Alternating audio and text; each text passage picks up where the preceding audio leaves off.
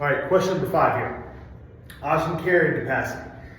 So, basically we're going to answer some questions here about sea level at rest, 4,300 meters at rest, then 4,300 meters at maximal exercise. So first we have to look at the formula, at least parts of the formula here. First is this 1.34. This is a constant found by some really smart people, so we use that constant for this.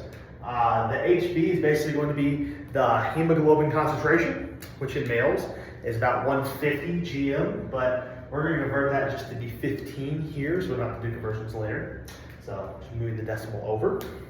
Then last we have the oxygen saturation here. Oxygen saturation is basically just going to be what percent of oxygen is going to be you're intaking, which is going to change here at different levels and different intensities. We'll get into the second.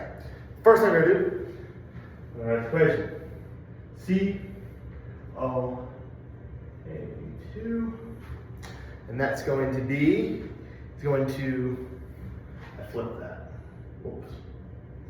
CaO2 equals, and we're going to find this out by first taking that constant, the 1.34, then we'll be timesing that by the HB, which for males, about 150, so we're going to do 15. Then we're going to times that by the O2 saturation, which at sea level, rest, that level is going to be about like 190.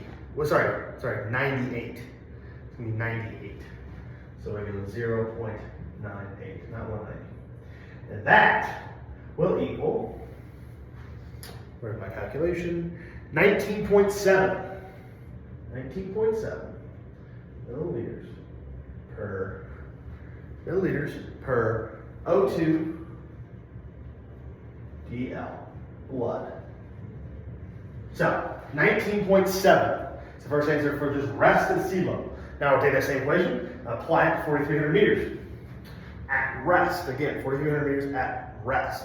So now, same idea. CaO2 equals that constant times that 15. Still the same thing. But now that saturation is going to change here. So we're going to go down to 90. So you're at rest, but you're at 4,300 meters.